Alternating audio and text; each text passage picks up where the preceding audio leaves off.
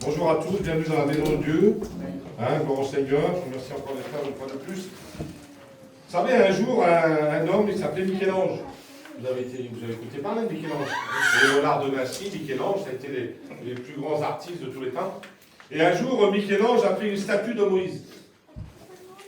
Et sans avoir vu Moïse, les gens, lorsqu'ils voyaient la statue, ils découvraient dans la statue Moïse. Ils étaient stupéfaits. Et puis un homme est venu, il a dit à Michel-Ange, je voudrais savoir la méthode que vous avez employée pour créer ces statues. Et bien il a dit, c'est tout simple. J'ai pris un morceau de marbre sorti d'une carrière, toute brute, et puis j'ai commencé à taper dessus au marteau, au départ. Pour enlever ce que dans ce morceau de marbre, tout ce qui ne ressemblait pas à Moïse. Et puis maintenant, j'ai fini avec le petit ciseau à la fin, pour fignoler. Et bien, c'est un peu ce que la Bible va faire ce matin, le marteau de la parole de Dieu.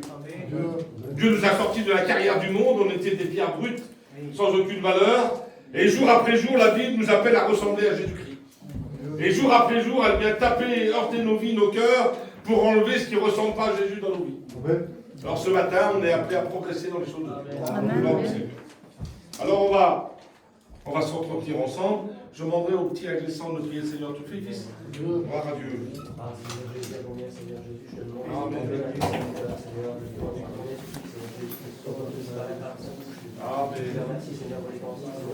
Gloire à Dieu.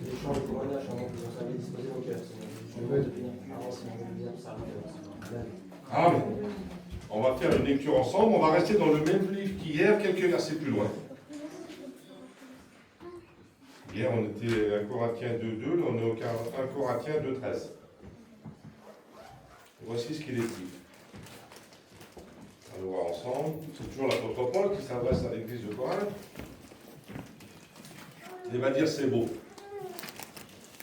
Nous en parlons non avec un discours qu'enseigne la sagesse humaine, mais avec ceux qu'enseigne l'esprit. L'esprit avec un grand E, le Saint-Esprit. Employant un langage spirituel pour les choses spirituelles. Mais l'homme naturel n'accepte pas les choses de l'Esprit de Dieu car elles sont une folie pour lui. Et il ne peut les connaître parce que c'est spirituellement qu'on en juge. L'homme spirituel, au contraire, juge de tout. Et au chapitre 3, parce qu'il dit, pour moi, frère, ce n'est pas comme à des hommes spirituels que j'ai pu vous parler, mais comme à des hommes charnels, comme à des enfants en Christ. Amen. À travers ces courts versets, il y a les trois natures de l'homme qui nous sont révélées. Il y a d'abord l'homme naturel. C'est l'homme du dehors. C'est l'homme qui n'a jamais été en réelle relation avec les choses de Dieu. Il a peut-être assisté aux réunions. Il a peut-être entendu la parole de Dieu, mais il n'a jamais laissé accès au Saint-Esprit dans sa vie. C'est l'homme qui marche avec les sens. C'est l'homme sensuel, physique, animal, bestial, métro, boulot, dodo. Voilà. Ensuite, il y a l'homme charnel. L'homme charnel, c'est un homme qui a fait une expérience avec Dieu. C'est un enfant de Dieu, mais à un moment donné dans sa vie, au lieu de s'attacher aux choses spirituelles, il s'est attaché aux choses de la chair. C'est devenu un homme charnel. J'espère qu'il n'y en a pas parmi nous ce matin. Et ensuite, il y a l'homme spirituel. Et c'est de lui que j'aimerais m'entretenir ce matin parmi vous. Parce que la Bible nous dresse le tableau, la représentation, le schéma, le descriptif de l'homme spirituel. Et on va essayer de le voir avec l'aide de la parole de Dieu. Normalement, je m'adresse à des hommes spirituels, des femmes spirituelles ce matin, j'espère. Voilà. Mais on est toujours appelé à progresser, à évoluer, à grandir, à nous approcher davantage à la ressemblance de Jésus-Christ. Parce que l'homme spirituel, c'est l'homme qui ressemble le plus proche de Jésus. Le bouquet final sera mis à la fin, on verra ensemble. Mais, alors moi, lorsque j'étais jeune, j'aimais dessiner mon petit blanc, que j'étais mauvais. Alors, on est mauvais. Alors je trichais. Bah oui. Je prenais un décalque, je ne sais pas si ça existe encore. Voilà. Alors je mettais le dessin, je reproduisais, je suivais les traits avec le décalque, c'est un papier transparent qu'on met sur le dessin, et on reproduit les traits. Et puis je le faisais au crayon à papier, parce que, même dans ma Bible, j'écris au crayon à papier, parce qu'une erreur, on peut la gommer. Le stylo, c'est irrévocable.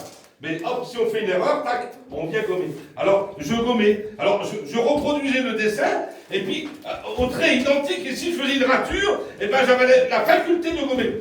Et bien, ce matin, ce qu'on va faire, on va mettre nos vies sur la parole de Dieu, et on va voir si nos vies correspondent au dessin spirituel que présente la Bible.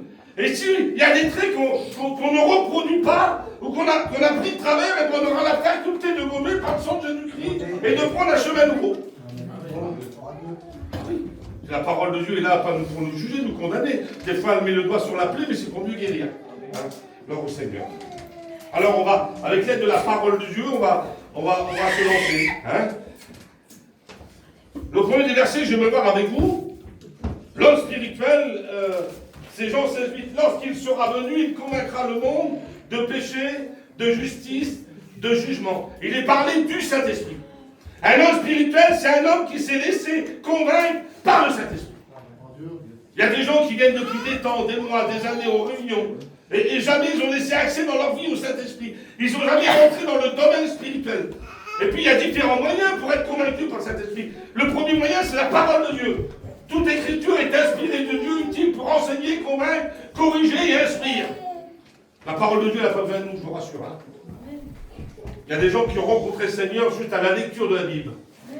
Martin Luther s'est détourné du catholicisme, le protestantisme, il est revenu à la parole de Dieu simplement par la lecture de la Bible. Vous savez, il y a des pasteurs qui veulent faire parler la Bible. Non, c'est la Bible qui doit nous parler. La Bible n'a pas besoin de nous, elle n'a pas besoin de toi, elle n'a pas besoin de moi.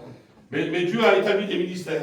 Alors la priorité, c'est la parole de Dieu. Le moyen ultime qui est donné aux hommes pour être convaincus. À travers une lecture d'une portion de la Bible, des dizaines de personnes se sont converties. Le deuxième moyen, c'est la prédication. Souvenez-vous de Paul lorsqu'il était face à Agrippa. Agrippa a dit, arrête, tu vas me persuader, tu vas me convaincre de devenir chrétien. Oui, un message inspiré de la Bible, conduit par le Saint-Esprit, peut heurter un cœur, une vie. Il y a des dizaines de personnes à l'écoute de la parole de Dieu qui se sont converties, laissées convaincre par le Saint-Esprit. Et ensuite, il y a les dons spirituels. Il est dit que si tous se mettent à prophétiser, c'est 1 Corinthiens 14, 24, et qu'il entre un non-croyant ou un simple auditeur, il sera convaincu par tous. Combien de personnes, face à une prophétie, ont été heurtées, leur cœur a été touché, et se sont engagés dans les voies de Dieu. Vous savez, ma belle-mère, elle s'appelle Pouilleka, vous la connaissez, elle a 75 ans de vie chrétienne. Elle va avoir 89 ans bientôt. Et dans son jeune âge, il n'y avait pas d'assemblée chez nous. Il n'y avait pas d'assemblée en Ville Lumière, donc ils arrivent à les grager. Et un jour, elle a assisté dans l'Est de la France à une réunion, et là, il y a une ragine qui s'est mise à prophétiser en manouche. Mais un manouche extraordinaire, et là, il y avait un homme qui vivait, un manouche qui vivait un peu là-bas, comme je te pousse. Et à la fin, il a foncé vers cette ragine, il a dit, t'es pas irradié, tu m'as foutu grave.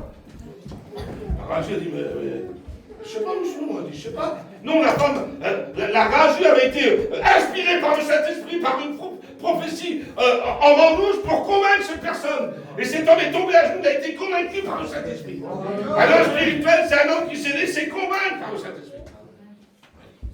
Il y a combien de temps peut-être que le Saint-Esprit vient heurter ta vie, ton cœur, et tu ne lui as pas laissé accès? Eh bien, ouvre ton cœur à la parole de Dieu, au don spirituel, oui, au message de la Bible ce matin. Et le Saint-Esprit va convaincre ta vie. Amen. Le deuxième verset, je vais voir avec vous, c'est 1 Pierre 1,2. À ceux qui sont élus selon la présence de Dieu le Père, par la sanctification de l'Esprit, mis à part par le Saint-Esprit. Amen. Afin qu'ils deviennent obéissants, foi, repentance, conversion, et qu'ils participent à l'aspersion du sang de Jésus-Christ. Lorsqu'on se laisse convaincre par le Saint-Esprit joue son rôle. Il nous amène à la croix du calvaire. Le rôle du Saint-Esprit, c'est d'abord de nous convaincre, et ensuite de nous amener au sang de Jésus. Et l'homme spirituel, on ne peut pas devenir spirituel sans passer par la croix du calvaire. C'est un passage obligatoire. Le domaine spirituel se passe après la croix du calvaire. Avant, on a un homme charnel, ou un homme naturel qui ne se l'est pas laissé convaincre par le Saint-Esprit. Mais lorsqu'on s'est laissé convaincre par le Saint-Esprit nous mène à Jésus-Christ. Le seul sauveur du monde. Le Saint-Esprit n'a pas le moyen de nous sauver. Il pourrait peut-être le faire, mais ce n'est pas son rôle.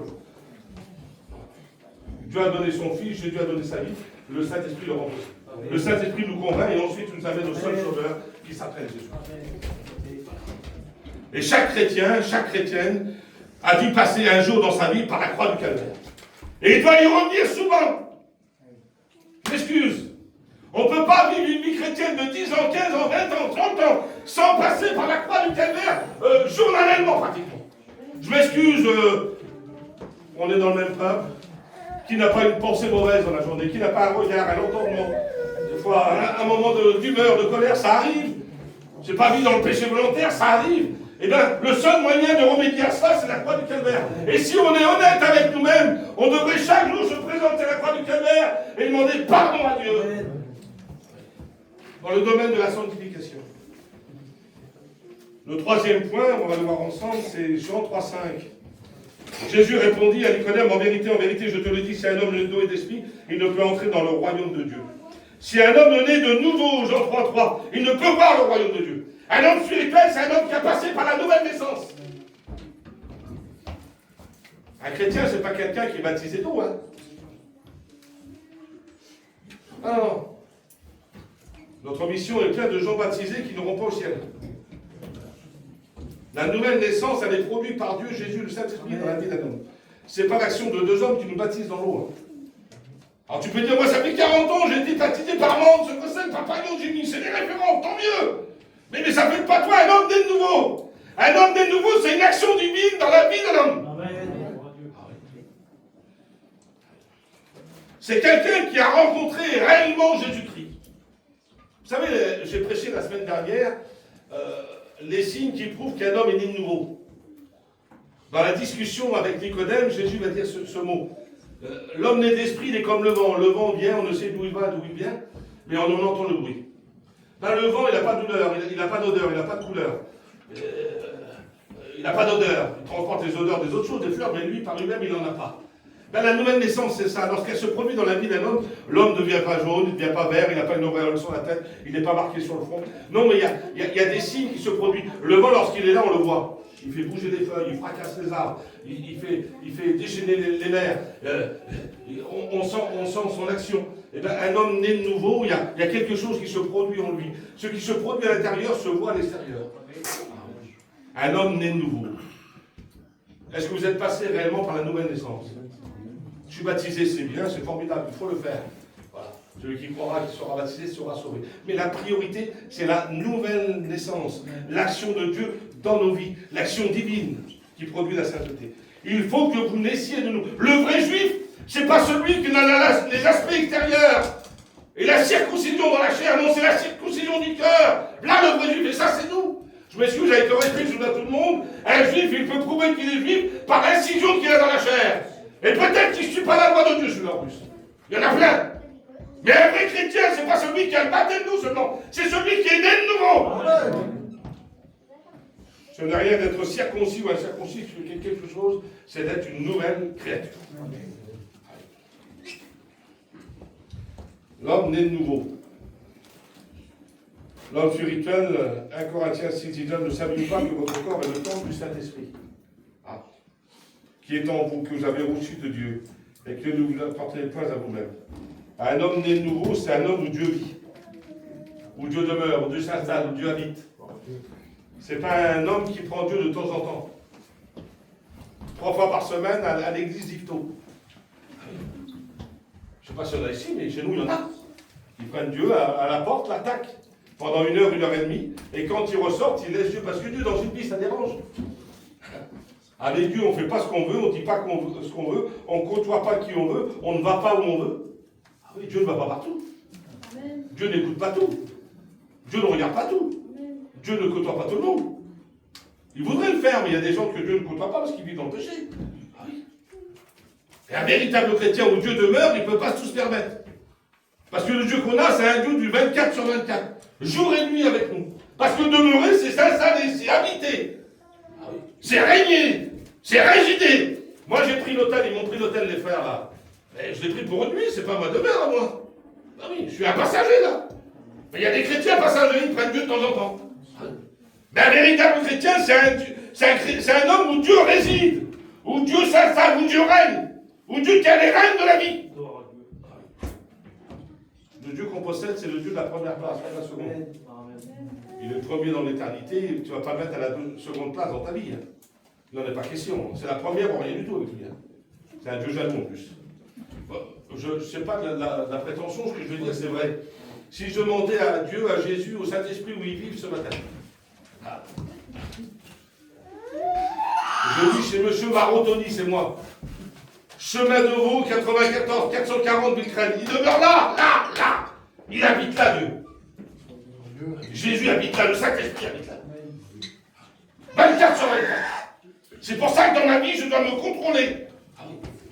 Je fais pas ce que je dois me conserver. Je balade Dieu dans ma vie chaque jour, chaque seconde de ma vie. Imaginez-vous. Dieu n'est jamais absent. Il est toujours présent. Vous savez, un jour, vous vous souvenez de Naaman lorsqu'il s'est plongé, lavé. On dit plongé, mais il s'est lavé, il a fallu qu'il frotte, le gars, il avait sa part à lui. Va te laver 7 fois dans le Jourdain. Donc il a fallu qu'il frotte, il avait sa part à lui. Et puis lorsque sa peau est redevenue saine, il est revenu, et puis il a voulu faire des présents à Élisée. Élisée donne le nom, n'accepte rien, mais Géasi avait entendu la situation. Et lorsque Naaman est parti, Géasi l'a suivi, il a raconté une petite histoire. C'était pas vrai. Il y a les frères de la montagne d'Éphraïm qui sont descendus, on aurait besoin de ce que tu as proposé. Donc il a donné des vêtements, puis il est retourné vers Élisée, et puis Élisée n'était pas présent dans la situation. Puis à un moment donné, puis Élisée il a dit, tu viens d'où? De droite, de gauche. Mais il a dit, tu sais que mon esprit n'est jamais absent. Il est toujours présent. Dieu n'est jamais absent, il est toujours présent. Un homme spirituel, c'est un homme où Dieu vit, où Dieu règne, où Dieu s'installe. Jésus a dit, si quelqu'un m'aime, il gardera ma parole, moi et mon Père, nous viendrons chez lui, nous ferons notre demeure chez lui. Je prierai le Père, il nous enverra un autre consolateur, afin qu'il demeure éternellement habité par Dieu, Jésus-Christ et le Saint-Esprit. Voilà un homme spirituel. Un homme spirituel, c'est Romains 5,5. L'amour de Dieu est répandu dans nos cœurs par le Saint-Esprit. Un homme spirituel, c'est un homme d'amour. C'est un homme qui la possède, mais qui la manifeste. Oui. C'est bien beau d'avoir reçu l'amour et la garder pour soi-même. Ça, c'est de l'égoïsme. Si Dieu avait été égoïste, on serait encore perdu.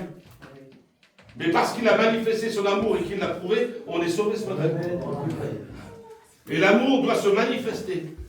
Vous savez, je vais dire, tu dis à ta femme, je t'aime chérie, je t'aime. Oui, mais en même temps, je t'aime. Jamais un petit repas, jamais un petit bouquet de fleurs, jamais une petite bise. C'est des mots, oui, mais sur un cadeau, c'est des mots.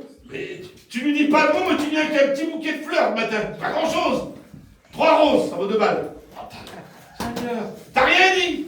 T'as rien dit, l'amour se manifeste. Ah mon petit blanc, c'est simple, c'est vrai. On n'est pas trop comme ça, nous on est un peu, mais l'amour se manifeste, elle doit avoir des mains, des pieds, des épaules. Jésus n'a jamais dit, je suis l'amour.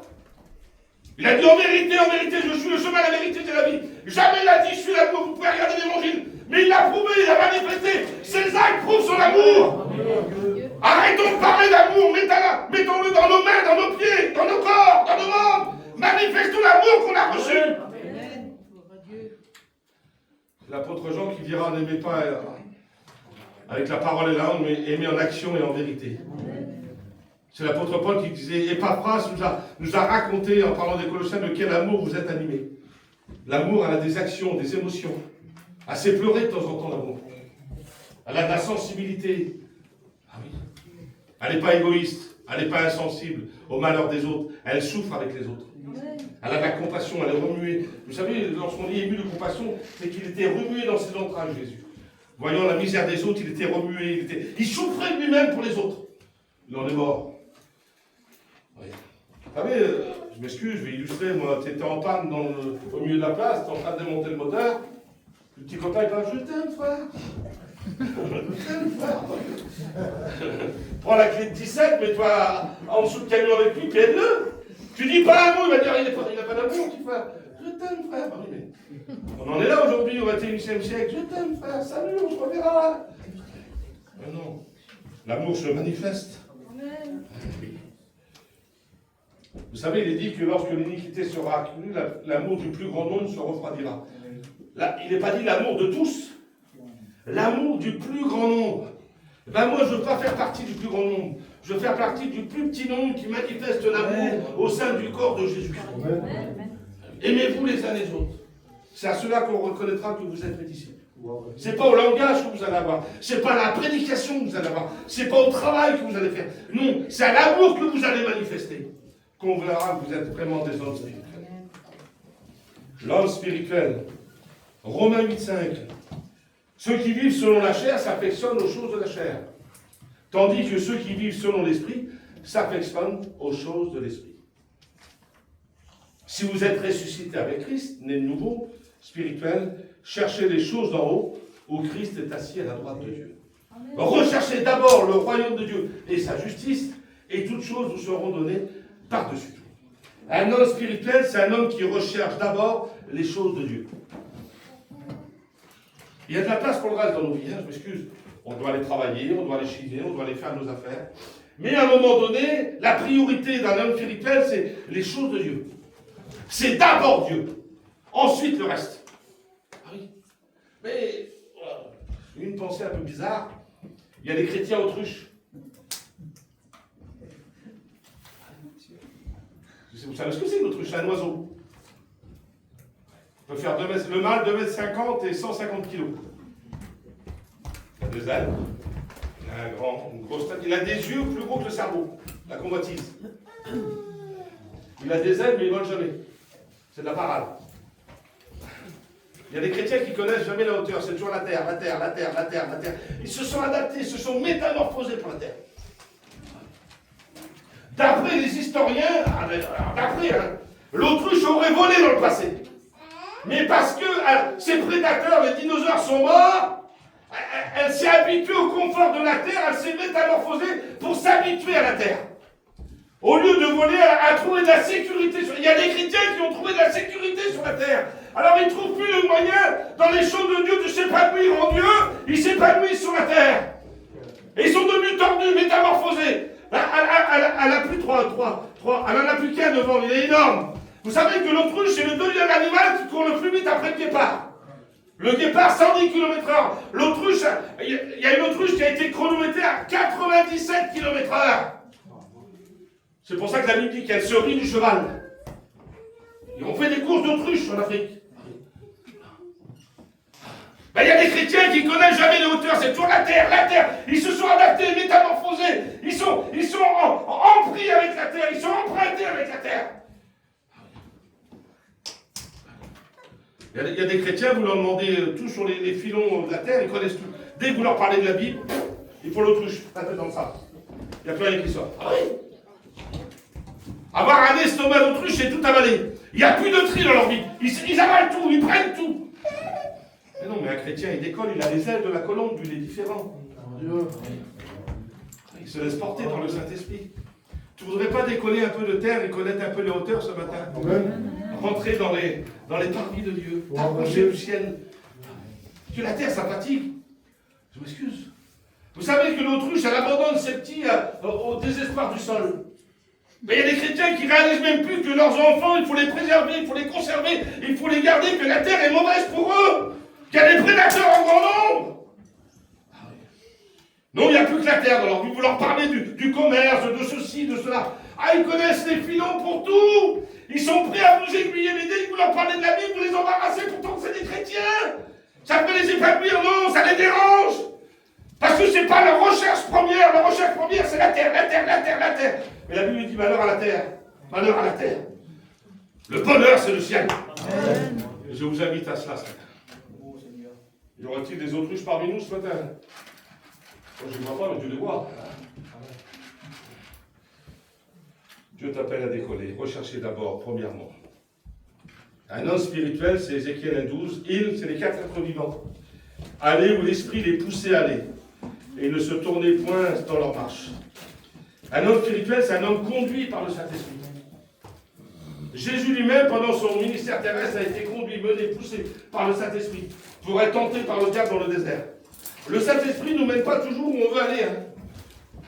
Parce que des fois, dans nos vies chrétiennes, on fait des projets, mais c'est nos projets à nous. Ce n'est pas les projets de Dieu. Ah, mais tu vas dire, moi, je suis un meneur. Moi qui conduis, je suis un espèce de Moïse, moi. Tout le monde me suit. Ah oui, non, mais tu te trompes, il ne suivait pas Moïse, il suivait la nuée. Même Moïse était un suiveur. Je m'excuse. La nuée, elle marchait jour et nuit. Elle était de nuée le jour et de feu la nuit. Lorsque la nuit est restée sur le tabernacle, Moïse restait. Lorsqu'elle s'est levée, Moïse partait. Ah oui, parce qu'il y en a qui se prennent pour des craques, des Moïse. Mais Moïse, c'était un petit suiveur. C'était pas lui le patron. C'était la nuée, c'était Dieu. Et dans nos vies, ça doit être Dieu le patron. C'est Dieu qui doit mener le va, qui doit mener l'affaire, qui va nous diriger dans nos projets, dans nos idées, dans nos envies, même dans nos projets spirituels de mission. On doit se placer devant Dieu.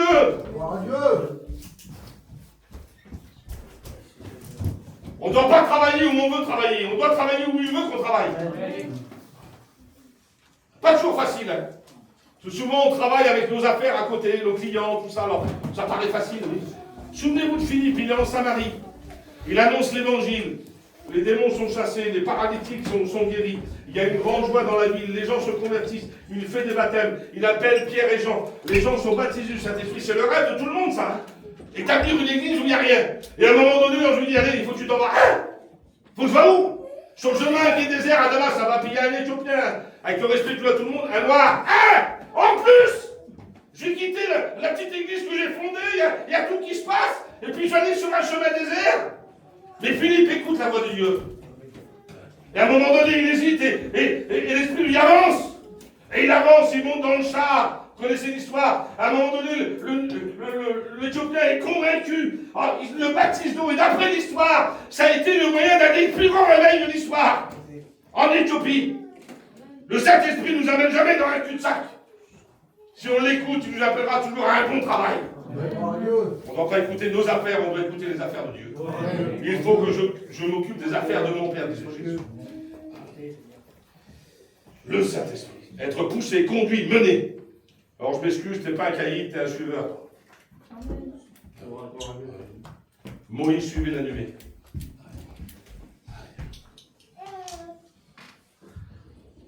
Un homme spirituel, Éphésiens 6, 17. Prenez l'épée de l'esprit qui est la parole de Dieu. C'est un homme qui possède la parole de Dieu, là. Et qui se réfère à elle. Parce que ce qui doit diriger, contrôler, orienter notre vie, c'est elle. Merci pour la structure Vie Lumière. Moi, je la respecte. Merci pour les ministères. Apôtres, prophètes, évangélistes, pasteurs et docteurs. Merci Seigneur. Mais la priorité, c'est elle. Merci pour les dons spirituels. Gloire à Dieu, mais on peut les juger, les contrôler. Pareil. Si demain, moi, je viens prêcher ici quelque chose qui est en désaccord avec l'Écriture, les frères doivent me faire face. Là. Dire non, c'est pas comme ça, c'est la Bible qui a raison. Ce qui nous met d'accord à tous ici, là, les frères serviteurs de Dieu, c'est elle. Parce que des idées, des pensées, on en a plein. Lui, il en a, lui, il en a, lui, il en a, lui, il en a, moi, j'en ai. Tout le monde en a. Mais ce qui nous met d'accord, c'est la Bible. On se met ensemble, on dit Tony a dit ça, mais regarde, la Bible dit ça. Tony a tort. Quelle est la raison? C'est la Bible qui le dit. C'est la parole de Dieu. Un homme spirituel, c'est un homme qui possède l'épée d'esprit. Un espèce de Rolfine. Ah oui. Mais une épée, il faut savoir s'en servir. Parce que si on ne sait pas servir d'une épée, on devient un danger pour le frère qui est à côté de nous. On le décapite. Ah oui. Il y en a, ils servent de la Bible à tort et à travers. Ils ne savent pas la manier. Parce qu'ils ne se sont jamais entraînés, exercés. Une épée, pour savoir la manier, il faut s'exercer chaque jour, s'améliorer. Vous savez, ceux qui font les Jeux Olympiques, les sprints, il y a des heures et des heures de travail.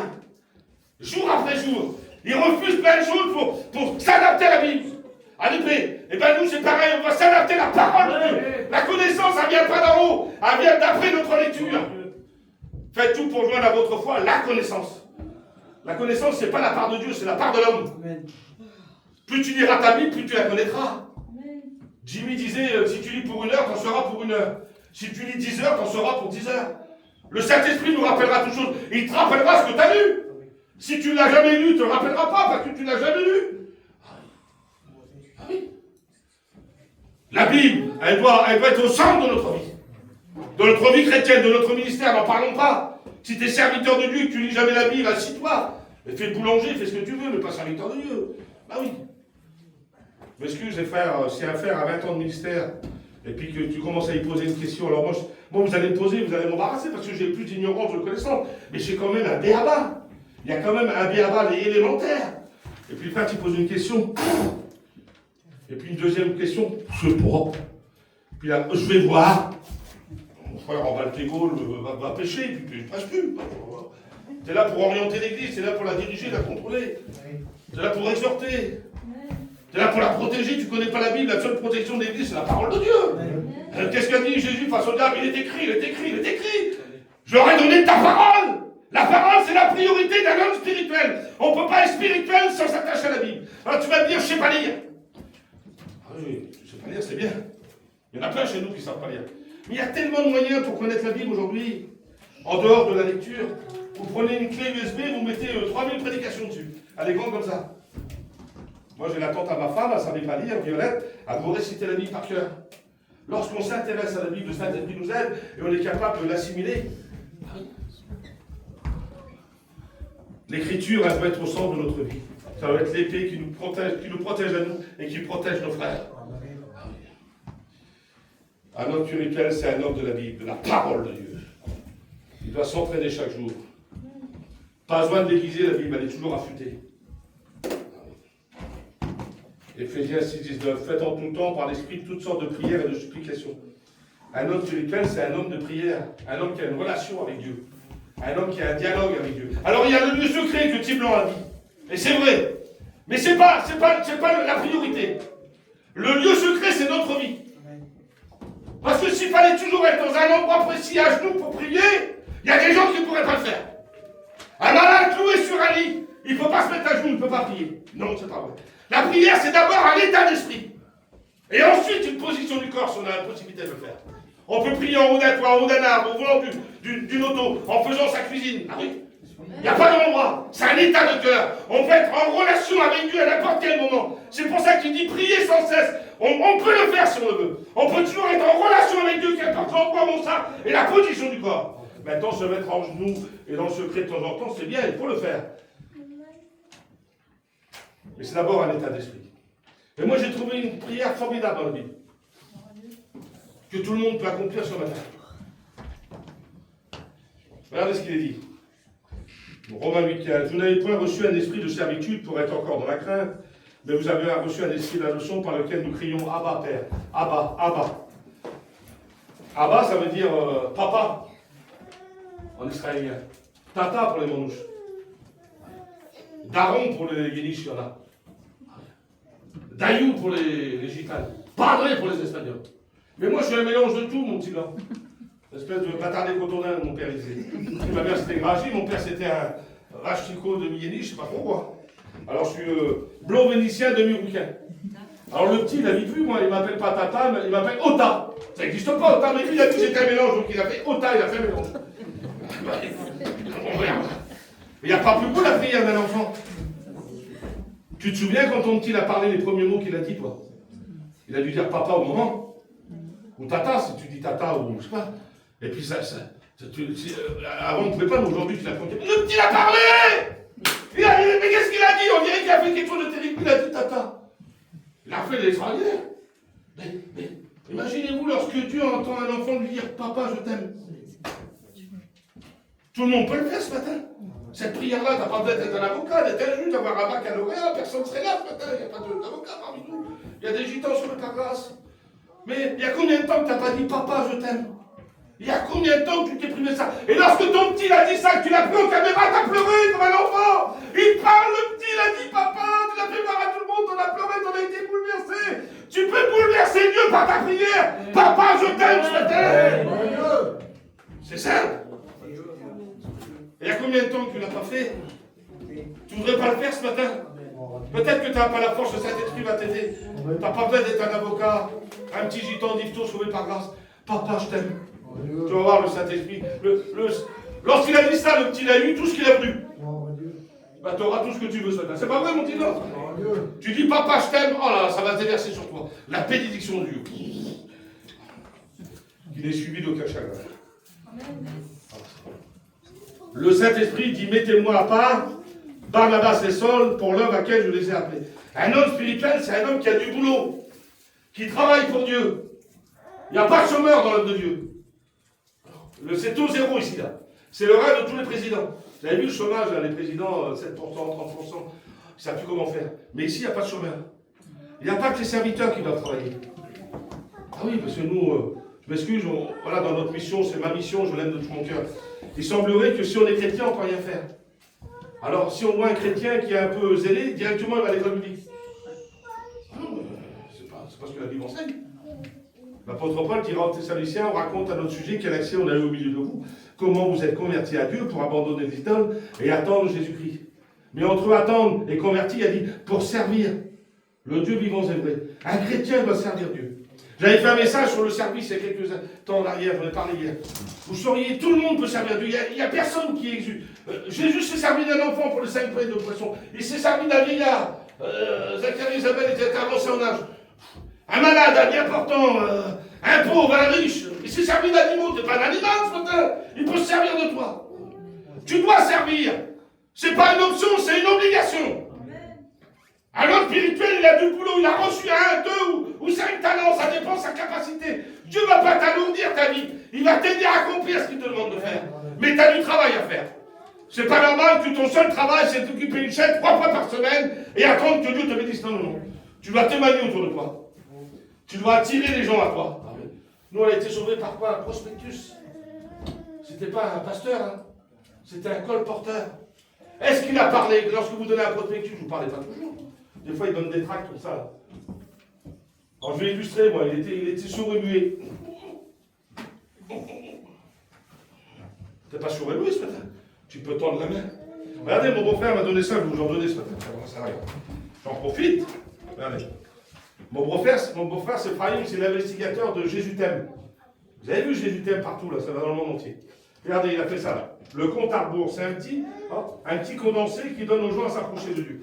Alors lui, il fait ça, il le donne aux gens, ils font des photocopies, puis le matin, quand tu vas chiner, tu te lèves à 8h ou 9h, tu mets ton gasoil, tu vas faire ton petit commerce, tu mets ta petite carte. Ça ne demande pas plus de temps, plus d'argent, tu as déjà mis le gasoil pour ton commerce à toi. Tu présentes ta petite carte et ça, tu le mets dans la boîte aux lettres. C'est rien. Mais on a été sauvé par un prospectus, le graduat peut être sauvé par un prospectus aussi. Il n'y a pas que nous qui doivent être sauvés, les graduats. On a été sauvés par un graduat, nous. Jésus, c'est un graduat, c'est un lui. Et puis le Cossec, celui qui a fait le travail parmi nous, c'est un graduat. C'est pas un Rénard qui est venu, c'est le Cossec. Le Cossec. Est-ce qu'il y a des leucosecs parmi nous ce matin? Non. C'est un graduat qui est venu parmi nous pour apporter le salut. Et nous, un gitan pour apporter le salut parmi les gradués. Alors ça, je vais vous le distribuer à ceux qui en veulent. Tu veux servir Dieu? Un petit prospectus. Il y a ça, des documents sur la parole de Dieu, mon beau-père, je vous en donne avec. Allez, fais de la propagande ce matin. Propagande évangélique, servir Dieu. Un homme spirituel, c'est un homme qui a du boulot. Parce qu'il y en a qui ont reçu, mais ils ont enterré. Vous vous souvenez la parabole des talents? Il a reçu un talent, c'était plus facile pour lui de l'accomplir que les autres. 37 kilos, lui. 37 kilos 200 à talent. L'autre, il en a reçu 2. 68 kilos 400. Et l'autre, il en a reçu 5, ça fait 174 kilos. M'excuse, c'est plus facile d'apporter 37 kilos que 174. Mais celui pour qui c'était le plus facile, c'est celui qui en a fait le moins. Il l'a enterré. Voilà, il l'a enterré, puis il a dit, oh, quand il reviendra, je le déterre, ça suffira. Non, non, mais il veut de l'intérêt dans ce qu'il nous a donné Jésus là. Il faut qu'on fasse évoluer dans nos vies ce qu'il nous a donné. Tu es responsable de ce que tu as reçu. Alors ton petit talent, tu dis, moi mais je suis petit, je ne peux rien faire, si, j'ai des hontes, t'es le plus petit, le plus pauvre, vaillant héros, va avec la force que tu as. Ah ouais. On n'est jamais trop petit pour accomplir la volonté de Dieu. On n'est jamais trop grand non plus. Saül, il s'est pris pour quelqu'un. Il a dit, lorsque tu étais petit à tes yeux, tu es devenu roi d'Israël, mais maintenant tu es destitué. Non, non, il n'y a pas trop petit, il n'y a pas trop grand, on est tous appelés à travailler pour Dieu, à notre mesure. Tu n'as pas l'art de la parole, tu peux donner un prospectus. Tu n'es pas appelé au ministère, tu peux mettre une chaise. Tu peux balayer la salle. Tu peux apporter des fleurs. Tu peux jeûner. Tu peux prier pour l'œuvre de Dieu. Il y a tellement de moyens pour accomplir l'œuvre de Dieu, se rendre utile dans les mains de Dieu. Anne priait jour et nuit dans le temple. 84 ans. Ah mais tu vas te dire, moi je n'ai pas la force, je n'ai pas de capacité. Oui, mais attends. Regarde là. Exode 31:3. J'ai choisi Bezaleel, celui qui est à l'ombre de Dieu, ça veut dire son nom. Je l'ai rempli de l'esprit de Dieu, de sagesse, d'intelligence, de savoir pour toutes sortes d'ouvrages. Je l'ai rendu capable de faire des inventions, de travailler l'or, l'argent, les reins, de graver des pierres en sachet, de travailler le bois. Cet homme-là, là, en une fraction de seconde, il est incapable. C'est un gitan, quoi. Bon, rien.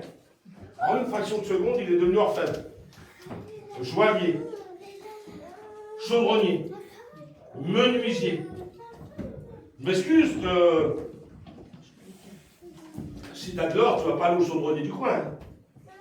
Celui qui soulève les portails. Ce n'est pas les mêmes études. Ce n'est pas le même taux de fusion. Ce n'est pas le même taux de travail. Si tu as un bout de bois à faire, tu ne vas pas aller à l'orfèvre. Tu vas aller au menuisier. Il est mis en une seconde parce que Dieu l'a rendu capable. Il est capable de tout faire sans études. Je m'excuse, le taux de fusion de l'or, c'est pas le même que l'argent.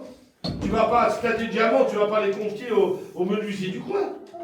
Et lui, Dieu va tout confier à cet homme-là. Il n'avait pas fait d'études, mais Dieu l'a rendu capable. Notre capacité, elle ne vient pas de nous, elle vient de Dieu. Amen. Qui aurait pu dire qu'un gitan aurait prêché à Yvetot ce matin? Mais Dieu nous rend capable. Si quelqu'un remplit un ministère, qu'il le remplisse avec la force que Dieu communique.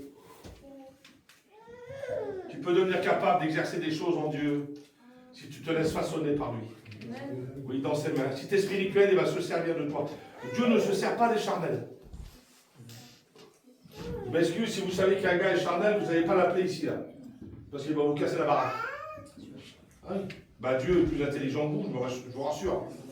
Dieu ne se sert pas des charnels, il se sert des hommes spirituels.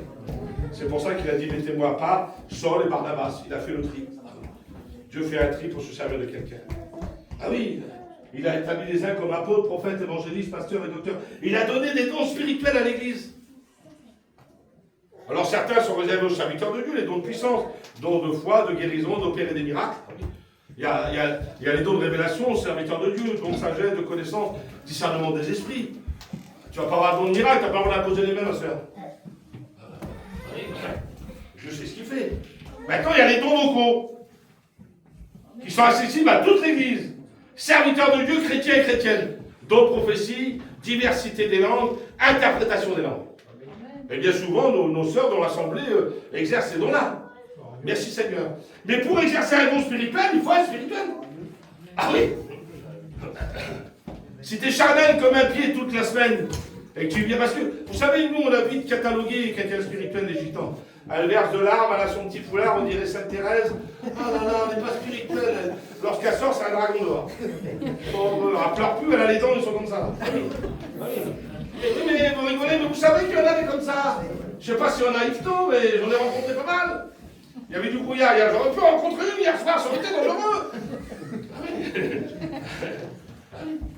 Mais non, Dieu ne se sert pas. Si tu es charnel comme un pied, Dieu ne veut pas se servir de toi. Je m'excuse. Moi, si je vis avec une sœur auprès de moi et que je vois que toute la semaine, on sait qu'on a nos fautes, nos manquements, nos faiblesses, si vous vivez avec moi, je ne suis pas savardé, je n'ai pas une auréole, mais il y a quand même une vie qui correspond avec Dieu. Mais je vois une sœur, ce n'est pas un dérapage, c'est une continuité de vie, qu'elle vit, elle va comme ce pouce, qu'il y a des mots, des paroles, que c'est régulier dans sa vie, et que le matin, elle vient mon peuple. Moi, sa prophétie, je ne la reçois pas. Je ne me fais pas exhorter par une personne comme ça, moi. Une fois, il y a longtemps, j'ai failli prendre une gauche sur le côté là. Il y avait son père, ma soeur, qui était là. Ma soeur, soi-disant. Elle vivait, voilà, je ne vais pas dire le détail, elle vivait vraiment dans la dissolution totale. Et puis elle est venue le matin et elle a voulu prophétiser. Il y avait 500 personnes, 600 personnes chez nous. Moi j'étais là, je me suis levé, j'ai dit, assieds-toi à ta place, t'es pas digne de prophétiser. Je l'ai fait. Il y avait son père là, il a voulu débaucher une gauche. Donc j'ai évité, mon beau-frère et lui là. Et puis à la fin, j'ai été voir son père, j'ai dit, tu connais sa fille, tu connais dans l'état où elle vit. Juste si je la laisse faire, elle va continuer à exhorter l'église, elle va rester dans sa position et elle va en enfer en plus. J'ai maintenant, en intervenant, on va lui expliquer la situation, elle va se ressaisir et elle peut aller au ciel. On ne peut pas permettre à tout le monde d'exhorter l'église, c'est pas possible. Il faut quelqu'un de spirituel pour exercer un don spirituel. Amen. Mon beau-père disait, Dieu ne se sert pas dans la salle. Tu vas voir dans la salle, toi? Ben non, ben Dieu non plus. Dieu ne se sert pas à n'importe qui. Alors avant d'exercer un ministère ou un don spirituel, il faut être spirituel, se placer devant Dieu. Exode 31:6. Et voici, je lui ai donné, parce qu'il y en a qui se frappent le cerveau de l'affaire. Avec tout ce qu'il avait reçu, Bézalaël, là, il semblerait qu'il avait besoin de personne. Parce qu'il y en a qui croient que c'est le trac à moi. Ah, Yvetot, c'est moi. Je suis apôtre, moi. Je ne vais pas rester longtemps. Ah, mais... Non, ici, c'est pas moi, c'est d'abord lui. Et après, c'est nous. Lui et nous. Si c'est toi, tu vas jeter par la porte à un moment donné. Hein? Oui, tu as vu, Diotrephe, il a été stigmatisé par Jean. Et à un moment donné, ils ont dû l'éjecter. Diotrephe dehors. J'espère qu'il n'y a pas de Diotrephe parmi nous ce matin. Et voici, je lui ai donné pour aide Oliab. L'attente du Père. Vous savez, Moïse traitait les affaires d'Israël seul. Il siégeait seul, et puis Jéthro est venu, il a dit ce que tu fais n'est pas bien. Prends des compagnons avec toi. Parce qu'à un moment donné, tu vas te fatiguer le peuple. Ils vont te lancer des tomates. Ah oui. S'ils voient que toi en haut, puis il y a que toi qui règle, il y a que toi qui gère, il y a que toi. À un moment donné, tu es l'homme à battre. Oui. Vous savez, la valeur de l'apôtre Paul, il y a 19 noms qui ressortent avec compagnons. Compagnons de service, de captivité, compagnons de voyage. Alors parmi ces noms, il y a Timothée, il y a Tite, Épaphrodite, il y a Épaphras, des noms spectaculaires. Ah oui, regardez, il dit Timothée, mon compagnon d'œuvre pour le salut. Alors Timothée, ça ne nous étonne pas. Il s'est converti sur le voyage de l'apôtre Paul, il l'a suivi, il a été engagé dans le ministère. Mais regardez, il dit, saluez Urbain, vous connaissez Urbain, vous? Mon compagnon d'œuvre en Christ. Vous connaissez Urbain, vous? Est-ce que tu le connais? Tu peux me dire ce qu'il a fait? Ben moi non plus. Il est cité qu'une fois dans ce verset-là. Mais Paul met tellement de valeur à ses copains de service qu'il le cite. Il n'avait pas besoin de lui en réalité, mais Paul a tellement de valeur pour ses copains de service qu'il le cite. Alors il dit Clément et les autres compagnons d'œuvre que leur nom est inscrit dans le livre de vie. On ne sait même pas qui c'est. Mais il y a tellement de valeur dans ce copain de service qu'il les met à l'honneur. Si on a, ils disent moi j'ai fait ci, moi j'ai fait là, moi j'ai fait ceci, moi j'ai fait cela. Vous savez, Alexandre le Grand, un jour, celui qui a gouverné le monde, un jour il disait moi j'ai fait ci, moi j'ai fait là, j'ai combattu là-bas, j'ai conquéri là-bas. Et sa mère qui était en bas, à un moment donné, elle a dit mais t'étais seul pour faire ça? Elle a dit non, j'avais mon armée, j'avais mes généraux. Ben pourquoi tu les cites jamais? Un homme spirituel, c'est un homme de communion, de travail, c'est un frère. Un homme spirituel, regardez là. Galates 6:1. Si un frère vient être surpris en faute, vous qui êtes spirituel, redressez-le avec un esprit de douceur. Il n'y a qu'un homme spirituel qui peut redresser un autre frère. Je vais vous expliquer une histoire. Mon père, moi, voilà, il était chrétien, mais il fumait. Voilà, je me suis combattu toute ma vie avec lui. Il n'y a qu'à la fin de sa vie qu'il s'est tourné réellement vers Dieu. Et puis il y avait un homme qui était comme lui, si c'est pas pire que lui. Et mon père le connaissait, il savait sa vie. Et cet homme a fait un voyage en Israël. Lorsqu'il est revenu, on aurait dit Abraham. Et puis il est venu vers mon père, il a cru l'exhorter. Mais il n'était pas spirituel, mon père n'a pas accepté. Il a dit, quoi? Il dit, t'as fait un voyage en Israël, tu te prends pour Abraham, dans 3 jours, t'es là dans la vallée. Il dit, je te connais. Il dit, c'est pas toi qui vas venir me reprendre, t'es pire que moi. Oui. Pour qu'un homme se laisse reprendre par toi, il faut que tu sois spirituel. Si tu es spirituel, tu auras accès auprès des gens pour les exhorter. Si tu es charnel, il faut mieux te taire. Ça va te revenir en pleine figure comme tout le monde.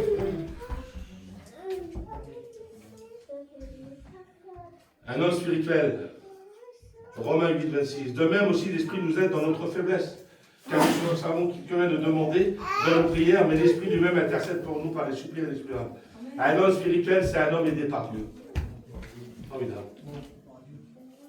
Vous savez, on dit l'assistance sociale, elle n'a rien créé de nouveau, Dieu l'a déjà prévu. À travers du Saint-Esprit depuis des millénaires. Vous savez, il a trouvé Israël dans une contrée, dans une solitude effroyable, aux effroyables hurlements. Il en a pris soin, il l'a entouré, il l'a gardé comme la prunelle de son œil, pareil à l'aigle qui éveille ses petits, qui couvre et qui les porte sur ses plumes. Et moi, quand j'avais lu ce verset, il y a longtemps, j'avais été heurté, j'ai dit, mais comment un aigle fait pour porter ses petits sur ses plumes? Qui voltige au-dessus, qui les couvre, d'accord, mais porter. Je ne comprenais pas ce verset. Il y a un jour, j'ai regardé un documentaire animalier. Il y a un Américain, et je crois qu'il s'appelait McGregor, je ne suis pas trop sûr. Il a lu ce même verset que moi, puis il a été heurté. Et il a scruté les aigles. 3000 mètres d'altitude dans les montagnes, là-bas, en Himalaya. Et puis, il a regardé leur vie 24/24 avec des caméras. Et puis, à un moment donné, il a vu ce que la Bible révèle. L'aiglon est arrivé... Voilà, il a fait son UV, il a ses plumes qui se sont formées, et il doit quitter le nid, il doit passer à autre chose, il doit évoluer, il doit grandir, il doit prospérer. Sinon, le nid qui l'a fait naître devient la mort. Il doit passer à autre chose. Et dans la vie chrétienne, c'est comme ça. On doit évoluer, on doit passer à autre chose. On ne doit pas stagner, on doit marcher, évoluer, grandir, prospérer. Et vous savez ce que fait l'aigle? Eh bien, il pousse le petit dehors du nid. Et le petit, il y a 2 solutions. Soit il arrive à voler, et s'il ne vole pas, il part en torche. Et ça arrivait, il partait en torche, et la mère a foncé à pic. Elle s'est mise en dessous, elle a déployé les ailes, elle l'a porté, elle l'a ramené au nid. Et à la forcer jusqu'à temps qu'il y arrive. L'assistance, la sollicitude de Dieu. Dieu nous appelle à grandir, mais il nous aide à le faire. Peut-être que tu as peur, tu ne sais pas comment tu vas faire, mais il n'y a pas de vide pour toi. Dieu sera toujours là pour te récupérer. Un homme spirituel, c'est un homme aidé, assisté par Dieu. On n'est pas laissé sur le carreau. Dieu comprend tous les langages. Vous savez, je m'excuse. Lorsqu'Ismaël était dans le désert, que Agar l'avait laissé sur l'arbrisseau, il était en train de mourir de soif. Et scientifiquement, lorsque quelqu'un meurt de soif, la langue se colle au palais et on n'entend plus sa voix distinctement. Il râle.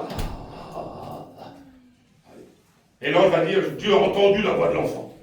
Même les râles que l'on entend.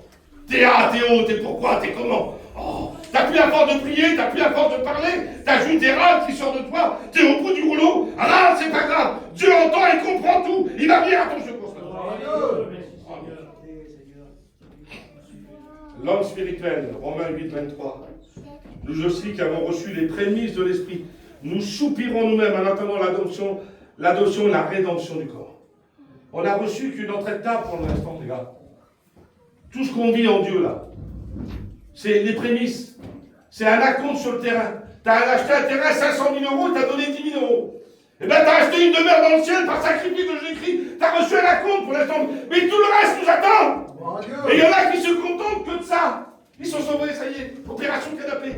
Ah, je suis sauvé, j'attends Jésus. Ah, mais non. Tu dois acquérir tout de Dieu, tout de Dieu. Tu veux tout de Dieu. T'es un race diable. C'est un but de faire volonté gratuit en Dieu. Tu as le droit à tout. Tout est offert par la croix du calvaire. Il y en a qui se contentent d'une vie monotone en Dieu. Une vie basique. Non, non, non. Il faut grandir, il faut se gaver de Dieu. Il faut se gaver de Dieu. L'espèce de canagra. Dieu dans ta vie, c'est toi. Dieu. Oui. On a reçu les armes de l'esprit. Nous gémissons dans cette tente, désirant revêtir notre domicile céleste. Oui, on gémit, on est loin de Dieu, on veut s'approcher davantage, on veut tout de lui. 1 Corinthiens 14, 44. Il est semé corps naturel. Ah oui. Il est ressuscité corps spirituel. Ah oui. Il est semé corps naturel, il y aura aussi un corps spirituel. Un homme spirituel, c'est un homme qui est d'abord à l'intérieur. La spiritualité de chacun ne se voit pas à l'œil nu pour l'instant. On a eu la rédemption de l'âme. Mais bientôt, il y aura la rédemption du corps. La métamorphose du corps. On aura un corps semblable à notre âme. Si on est spirituel à l'intérieur, on aura un corps spirituel à l'extérieur. Ah oui. Semblable à Jésus. Pas comme les anges. Hein. Comme les anges, c'est par rapport à la relation. Je m'excuse, il n'y a pas de famille, il n'y a pas d'engendrement. Mais notre prototype à nous, ce n'est pas les anges, c'est Jésus. Amen. Jésus est monté sans aile au ciel. On n'aura pas d'aile, nous. On montera sans aile au ciel. Avec un corps de 107 kilos, il fera un corps glorieux capable de décoller, de voler, mon recteur. Et toi, avec, il n'y a pas de limite, 130, il n'y a pas de limite. Ça qui est formidable. Quand tu fais 80 kilos, tu décolles avec. Métamorphosé en un instant, une seconde. La chair et le sang ne peuvent hériter, mais avec ce corps-là, il nous donne un corps nouveau. Formidable. Un homme spirituel, c'est un homme qui revêtira un corps spirituel.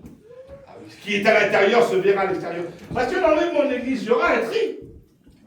Parce qu'on dit le jugement des nations au retour en gloire, d'accord? Verset 25. Mais je m'excuse, à l'enlèvement de l'Église, tout le monde ne part pas. Celui qui n'est pas spirituel, qui est charnel, il reste.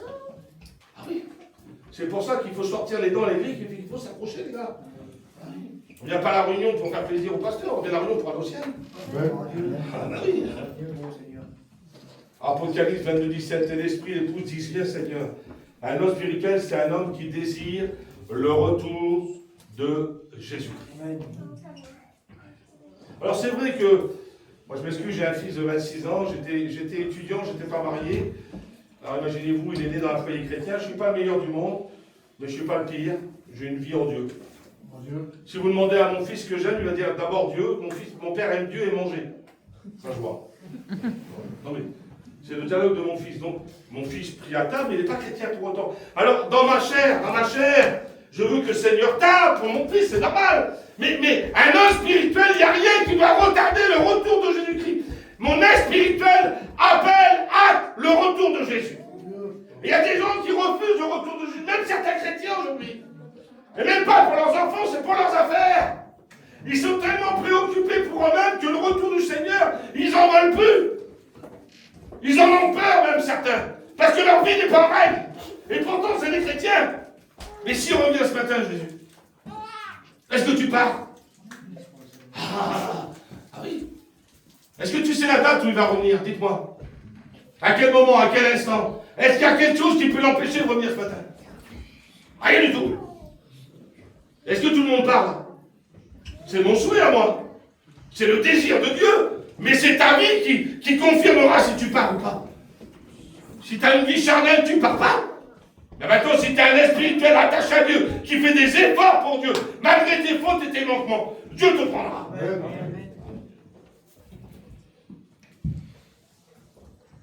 Jean 3,5, si un homme n'est d'eau et d'esprit, il ne peut entrer dans le royaume de Dieu. Un homme spirituel, c'est un homme qui rentre dans le ciel. Bon et fidèle serviteur, rentre dans la joie de ton maître. On ne vit pas une vie chrétienne pour 20 ans, 30 ans, 80 ans sur la terre avec la mission des Lumières. Merci Seigneur pour ça. Mais notre espérance, ça va au-delà de ça, c'est le ciel. C'est voir Dieu, l'être que personne n'a vu et n'a pu voir. Nous, on le verra. Seigneur, et je vais terminer. Galates 3.3. Vous savez, l'épître de Galates, moi je l'avais prêché il y a longtemps, je l'ai appelé le questionnaire de l'apôtre Paul. Il y a 16 questions avec un point d'interrogation qui demande une réponse. Qui vous a fasciné? Suis-je devenu votre ennemi en vous disant la vérité? Où est l'expression de votre bonheur? Et regardez la question qu'il pose. Galates 3.3. Êtes-vous dépourvu de sens? Est-ce que vous êtes devenu fouillis? Il s'adresse à une église. Spécial quand même le message. Puis après, il dit, après avoir commencé par l'esprit, voulez-vous finir par la chair? On peut avoir démarré avec une vie spirituelle et finir charnel, mais on peut redémarrer ce matin. Amen. Tu peux reprendre les rênes de ta vie. Et je vais vous expliquer une histoire vraie. Un coureur britannique de 400 mètres, Derek Raymond. Il est né en 65, à l'âge de 23 ans, il arrive aux Jeux Olympiques à Séoul. Pour le 400 mètres, il est la star du moment. Et puis avant les qualifications, il se blesse, il se claque le tendon d'Achille, donc il ne peut pas courir. Après 5 ou 6 opérations, il arrive en 92, 4 ans après, il a 27 ans. Dans la même année, aux 4 fois 100 mètres, il a gagné le championnat du monde. Donc les regards sont rivés sur lui. Après multiples blessures, après un entraînement, il arrive en 92 à Barcelone. Il est dans les starting blocks, il a passé les préliminaires, il a fait le meilleur score. Il est promu à la médaille d'or, médaille d'argent minimum. Et il se met dans les starting blocks et il part. Et après 100, 150 mètres, il est premier, il est prêt à gagner. Et l'ancienne blessure revient et il se fait un claquage, il s'arrache le tendon, l'iso-jambier et il tombe à terre. Et tout le monde le double derrière l'autre. Il aurait pu arrêter, mais il avait promis à son père. Il a dit, père, quoi qu'il arrive, coûte que coûte, j'irai jusqu'au bout. Et il se lève et il court, boitant, mais c'est pas grave. On n'a pas promis à notre Père, nous, quand nous sommes baptisés, dans les bons, dans les mauvais jours, coûte que coûte, j'irai jusqu'au bout. Amen. Et peut-être que tu as été blessé, peut-être que des vieilles blessures ont apparu dans ta vie, et tu as des qui traînent par terre, tu t'es affalé au sol, mais tu dois te relever face à la promesse que tu as fait à Dieu. Et il se relève, et le Père le voit de loin, il n'a pas le droit de descendre, il y a 65 000 personnes, mais il affronte. La sécurité, il passe par-dessus les barrières. On a empêché Jésus de descendre, mais il est descendu pour venir nous aider. Et le Père vient, il le porte. Et puis il fait les 250 mètres qui restent. Et à la fin, la ligne d'arrivée, il laisse passer son fils pour que tous les honneurs reviennent à lui. Voudrais-tu que le Père descende t'aider ce matin? Il veut le faire, il va le faire. Simplement, je t'aime, papa. Et il t'aide ce matin, il vient à ton secours. Je n'irai pas plus loin, je prierai le Seigneur. Est-ce que vous voulez être des hommes spirituels? Merci pour ta parole. Est-ce que vous voulez devenir meilleur pour Dieu ce matin? La parole de Dieu nous invite à cela. Que Dieu vous bénisse. Amen.